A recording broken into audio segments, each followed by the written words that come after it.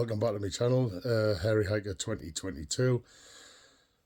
I posted some videos at the weekend. I just wanted to do a follow-up for that. If you like the content from then, I mean, that video, the comparison between the Hilleberg Solo and the Nortent Vern1 2024 model has way more views than I expected it to get.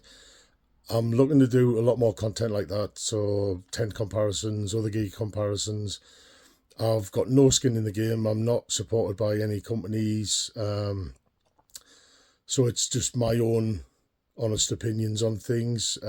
People will have different opinions, that's grand, but this is just, you know, what I think of the stuff, and I'll always try and be fairly impartial and, you know, honest about things. If any companies do want us to review their stuff, I'll do it, but just be aware that if there's things I don't like about it, I'll say them as well. I'm not going to sell out. It's just not going to happen. So this video that you're about to watch, I've just pulled it together. It was basically discussing a poll issue that I had in the Welcome to the Weekend, so I'll get back into it. If you like the content, you want to see more of this kind of stuff, then please hit the like, subscribe, hit the notification bell, and yeah, any feedback's welcome from people. If there's things you'd like to see, or anything that you think that I maybe have missed or could include, then feel free to let me know. Thanks very much. So I mentioned in the video I posted at the weekend, when I did my first wild camp with the 2024 Nortent Vern1, an issue I had with the pole when I was pitching, one of the pole sleeves in particular. I wanted to do a little video just to explain what I meant by that, what the issue was, but I also wanted to speak to Nortent first before I posted something, so I could maybe have an answer about why it happened, what it, you know, how it came about. I've spoken to Nortent a number of times over the last, you know, couple of days. They were very receptive to the feedback I gave them. We both explained our points about what I think the issue is, how I think it could be resolved. I'll go into that, what my suggestion was. I'm not saying that I'm right, but it was just something that occurred to me that I think would stop the issue. Don't get us wrong, I need to stress that this issue that I highlight, it doesn't in any way affect the strength or the stability or the reliability of the tent in any way. It was just something that occurred while I was pitching the tent, that I think there's a pretty straightforward manufacturing or design remedy that can mean it won't happen. You can make sure it doesn't happen yourself, but it's just really for people out there who, on the first time pitching it, if it does happen to them, they don't think the tent's broken. It's not broken. It's just something that can happen, and I'll go into a bit more detail and explain exactly what happened, why it happened, and, you know, how to stop it happening. So this is the pole sleeve in question that I had the issue with. It's a one on the door side, where the zips are, and this was the first end of the centre crossing pole that I put into place. Once this was in, I then obviously bent the pole over the top and tucked it into the blue tabbed sleeve at the other side. Now, when I was putting this one in, the pole is obviously not under tension at this point, and it's worth mentioning that once tension's on it, this pretty much can't happen. But putting that first end pole in, what happened was it popped out. If I can get it with one hand, it popped out the bottom like this. Now, it didn't take any real effort for that to happen. If you can see at the end there, where it's come through. Now, under tension, when the pole is in both sides, the pole is wanting to be on this side. I did a little drawing so you can see what I mean. So when the pole is bent over and inserted at both ends, the tension naturally wants to make the pole go outwards. So that means that at the bottom ends, it's going to sit in the outside of the cup. This side is the outside. At this side, there is a hole. What that hole is, upon speaking to Nortent, is a drainage hole. So obviously, if it rains and water runs down inside this sleeve and into this cup, it needs to go somewhere, otherwise you're just going to fill up with water. So that's what that hole is there. It's a drainage hole. I think it probably could do with being a little bit smaller, if I'm honest with you, to stop the pole coming through. So when I did it and the pole came straight through, I thought I broke the tent, or the tent's broke, you know, there's a problem with it. It's there for a reason. It's an intentional hole. Now, when you're inserting the first end, as I say, you need to make sure that you insert it towards the outside of the cup, and it will sit in this corner and it'll sit there all day. It's going nowhere. If you insert it and you've got the pole, you know, straight up vertical and you're pushing down into the sleeve, there is the chance that the pole can come to this side and come straight out the bottom. If that does happen, just know that you haven't damaged the tent. The tent isn't subpar. It's not, you know, it's not broken. It's not badly made. It's literally just that the drainage hole is maybe a little bit too big. I mean, I'm assuming Nortent have done plenty of testing and found that that's the right size hole. Some that I've looked at all of the other pole sleeves, and some of them are a bit smaller, which makes it even less likely to happen. But it's there on all of them, so it's part of the design. Now, I spoke with Nortent. I spoke with a guy called Leith, who was super helpful, really receptive to feedback. It has to be said. I mean, you know, I've spoken to some tent companies in the past, and they've sort of taken umbrage at the fact that you're mentioning anything not 100% positive about their product. Leif was really receptive to the feedback. He went away and spoke with the tent designer, who initially had said that can't actually happen, and so I sent them a little video showing it actually happening, and it wasn't that I forced the pole through the hole. I mean, I'm hardly putting any tension on it, and you can see it just comes straight out. It's going to make us a liar now. Yeah, it's moved, that's why. But there, I'm not putting any real tension on it. It just comes straight out. The designer's sort of response was that, well, when the pole's under tension, that can't happen because it goes to move to the outside. But my point was, yes, when you're putting the second in, you've already got this end in. When you put the other end in, it's then under tension, and both ends want to move out. So all I would say is, when you initially insert the pole in the first side and there's no tension on it, make sure the pole sits to this corner, okay?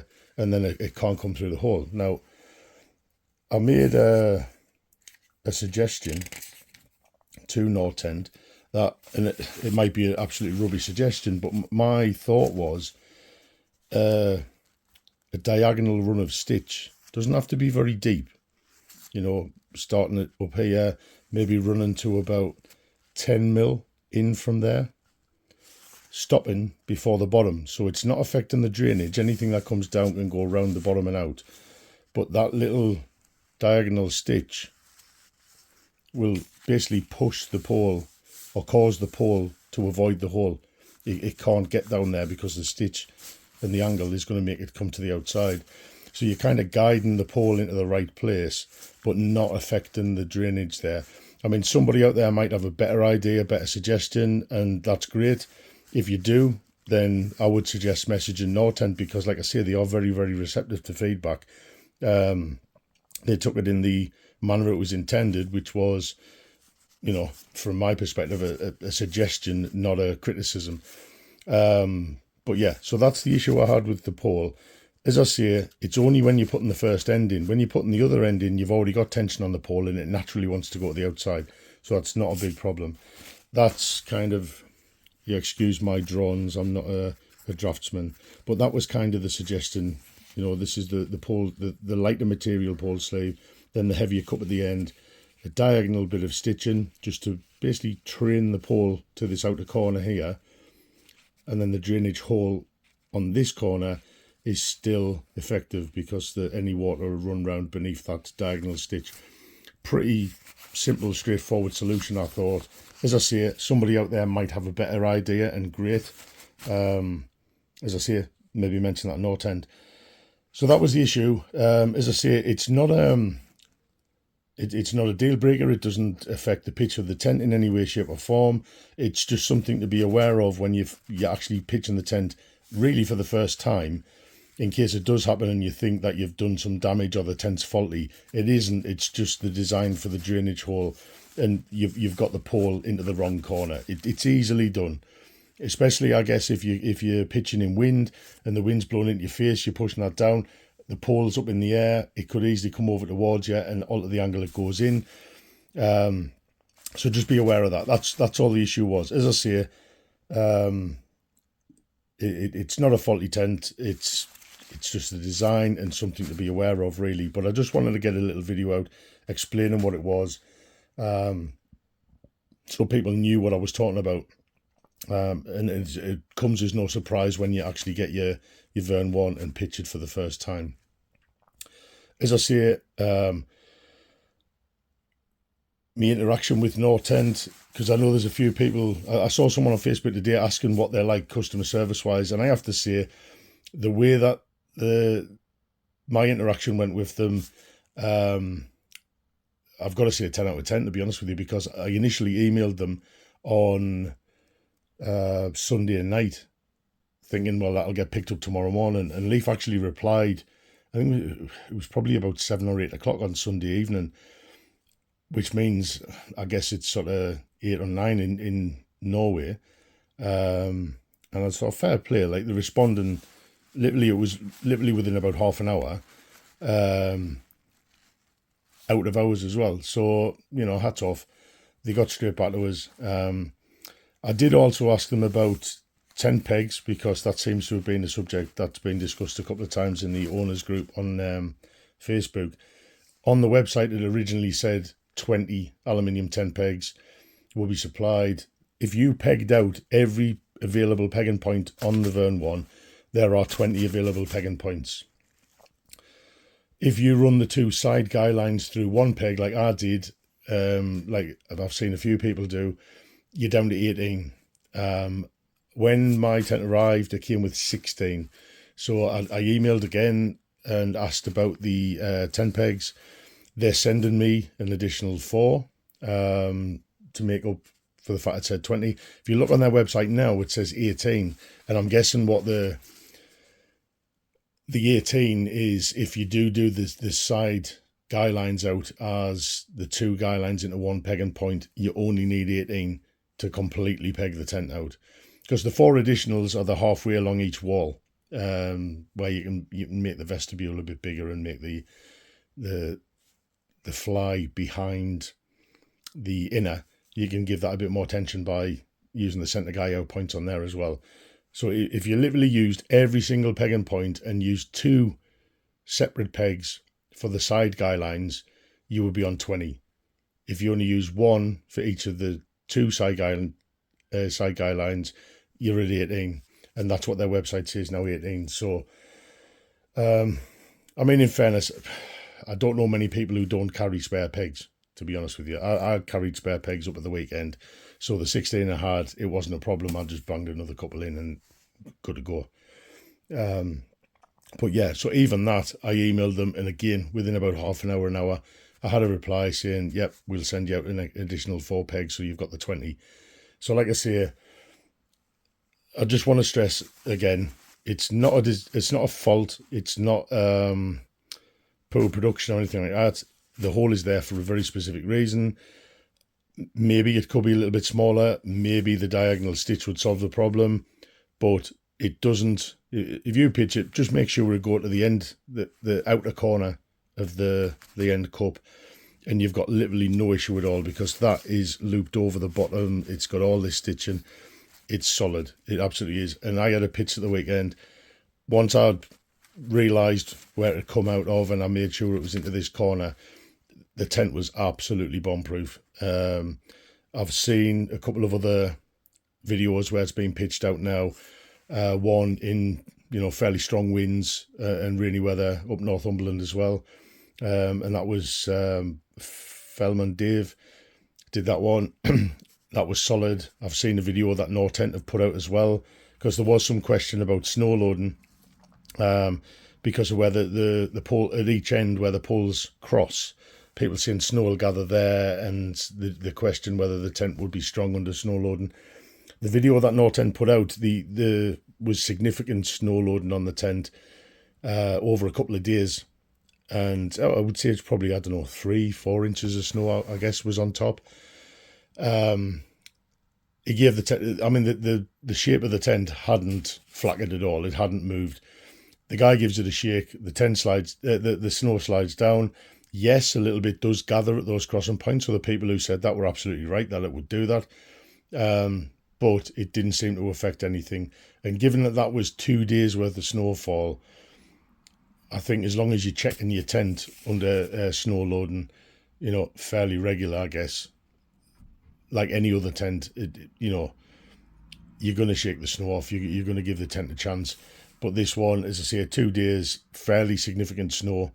And it didn't alter the shape at all. The poles were still rigid in their right sort of shape and configuration. The material hadn't sagged, nothing. So, you know, the tent is clearly very, very capable in terms of snow loading. So yeah, that's pretty much all I wanted to say. Hope that's helpful for people. If you have any suggestions for a different design of the base end, either contact Nortent directly, or you can give us a shout if you want, because I've spoken them a few times now. I'm happy to pass anything on for people if they want. But yeah, so there you go. That was the pole issue, which is not really an issue. It's just something I experienced, and I just wanted to share that with you.